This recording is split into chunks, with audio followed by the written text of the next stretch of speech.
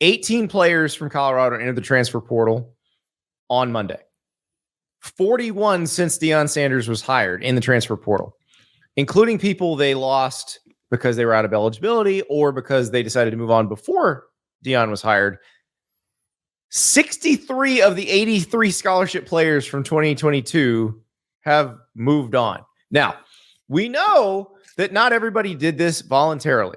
We know because Deion told us that this was going to happen. But are you guys surprised that it is this drastic? Does this, even though we knew it was coming, make you more, less, or the same confident that it's going to work at Colorado? The same, because this is what I expected. Scott? Less, honestly. I mean, I expected him to turn it over, but I expected him to kind of at least hold serve for a year. You expected this many, Andy? Yes, they were 1-11. They were terrible. No, I know. But the object is to not be terrible. Like, no, I feel like people have forgotten this. Like, well, here's the premise I'm getting at here. And then you tell me if you think I'm full of crap. Because like, I know that this is big boy football now, and you're playing for a coach that walked in the first day he met his team and made the Louis comment and talked about the portal. This isn't a surprise. But the thing I don't know is that if you treat this many people this way, and things don't go well for you early on, if people are going to think, is he going to treat me like that? 100%. That will be a problem. And Deion will address that in recruiting by saying, I'm recruiting you, therefore you're good enough for me not to treat you that way.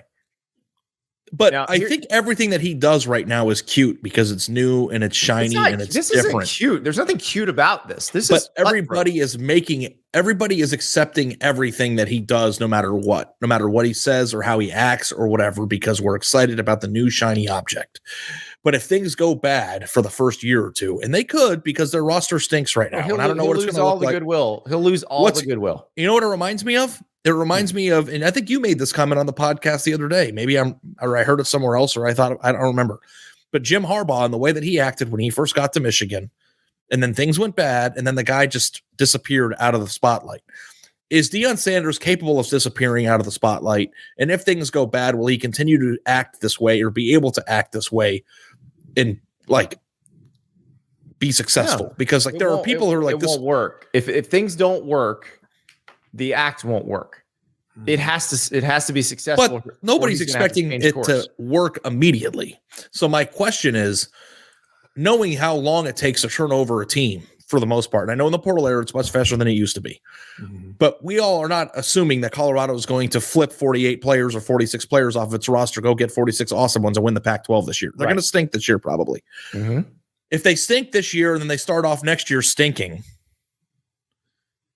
what does that leave for? Like, I think that we are walking a tightrope of this better work or it's going to be a disaster.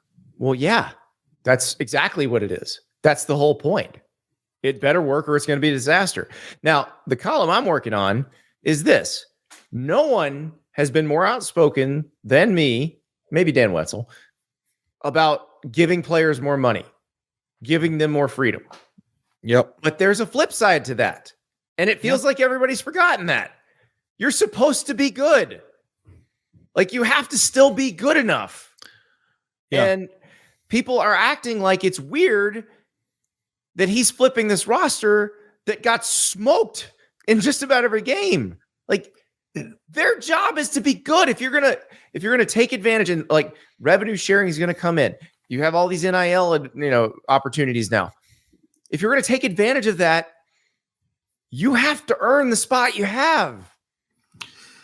Andy, if we're going to completely redo a house, a remodel, just start, you don't strip it all the way completely down if you're going to live there. What you do is you do it in a couple of rooms at a time. And then by whatever period of time, 3 years down the road, you feel like, okay, now I've got a great house. Don't Shedeur Sanders and Travis Hunter count as a really nice kitchen right now? Maybe the island in the kitchen. I'm just living in the kitchen. It's a nice island. I'm just living in the kitchen. You could put a mattress on those granite countertops. That's exactly right. That's what I'm thinking right now. That's exactly right. But also, we're not sure if Shedeur Sanders is really that great. Yeah, we don't know that. That's true. We don't even know if he's good. Yeah. We know that Colin Schlee operated that offense really well last year for Sean Lewis, but he's at UCLA now. So I just think it puts all the onus on the players themselves and not bad coaching. And that's what Colorado had too. So 63 of 83 is an obscene number. And now you basically unshackle the sport and say it has nothing to do with academics because APR is a disaster based on this. That's the thing is have they considered this? And I think here's what happens, because this is what schools always do. When it's advantageous to them, they change the rules. So they'll just go, we can't do APR anymore like this. We can't have APR penalties, and we got to change this. This is a byproduct, by the way. Letting these schools flip rosters like this is a byproduct of changing transfer rules, giving the players the opportunity to. And I understand that. I don't have a problem with that, because when you change the transfer rules, you did give the players a significant amount of power. Because if a roster decides they want to blow up a program or blow up a coach, all it takes is a bunch of them hitting the portal. Mm-hmm. And they've blown up the program. So you've got to be able to refill it if that happens. Deion Sanders to the normal person is likable, right? I think it is he a likable? You know, there's a lot of people who don't like him. Yeah. But I wonder if he's veering. If like, what happens if Deion Sanders becomes unlikable across the board? Then they'll fire him. Like, why are you making this so complicated?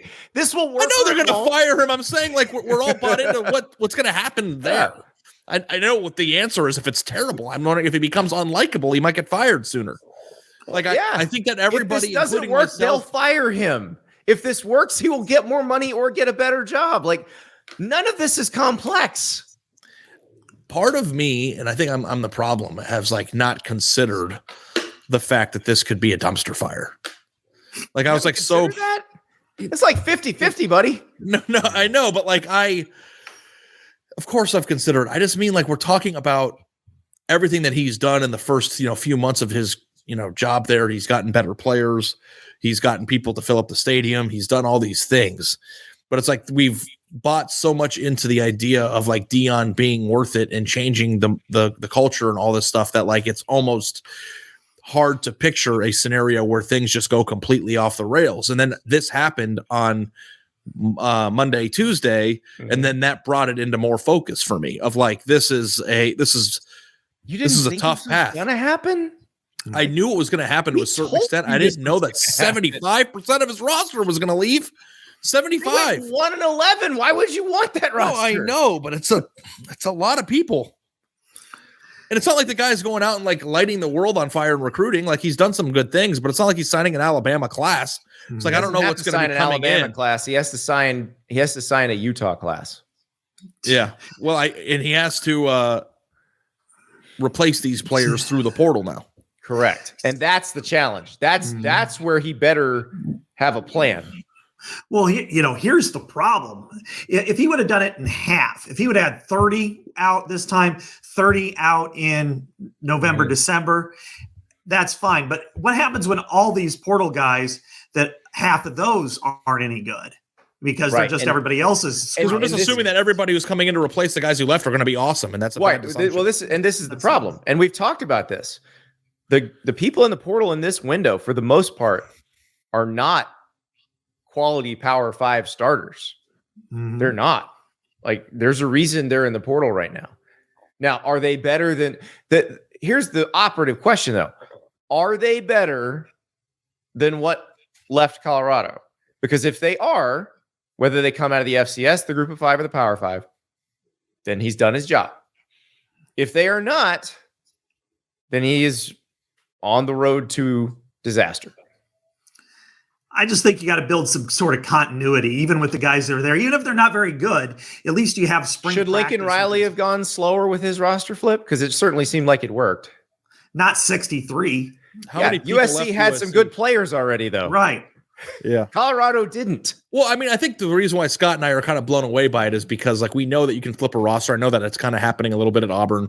Like, every coach that comes in that has a roster that he needs to flip is going to flip it. And you got to acknowledge the fact that 63 players is an absurd undertaking at any given time. It is incredibly absurd. Yeah. And also, I'm not even sure it's a practical thing, because I think if you do it too much, the prospects or the likelihood of improving are lower than if you do it slower.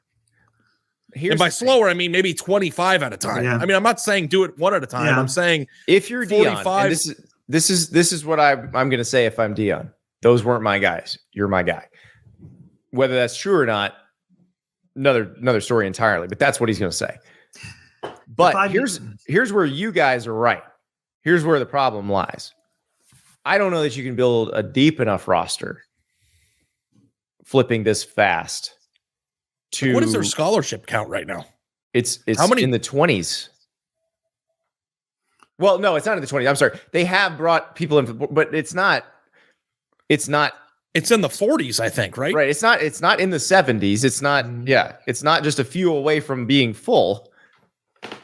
They are going to have to do a lot of work with what's in the portal right now, and that I agree with you guys. I don't know how deep a team you can build that way. And I also don't know, like, Max would be a good person to ask this, but like, what's the quality of the portal now in comparison to the quality that happened in the fall at the end of the season? It's lower, right? It is lower. We talked about that when Max came on the other day. Like, you had more legit starters. Now, the question is, how much of this is bait? Like, if you are a group of 5 starter and you think you can go start at Colorado tomorrow, do you now jump in the portal? Well, you could, but there are other teams. Well, yes, and the other part of that is, do you want to give up what you got right now? This is the part people don't consider with wherever anybody is, regardless of Group 5, Power 5, whatever names we want to put on it. There are a lot of people who are happy where they are. They're starters. They like the people they're around. They like their coaches. They're not going anywhere. So you can say, well, why wouldn't you leave that place? Because you can go play for Coach Prime at Colorado. Well, maybe because you're happy where you are.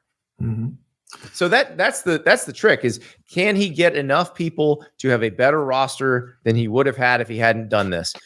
And we do not know the answer to that until we see what the product is on the field.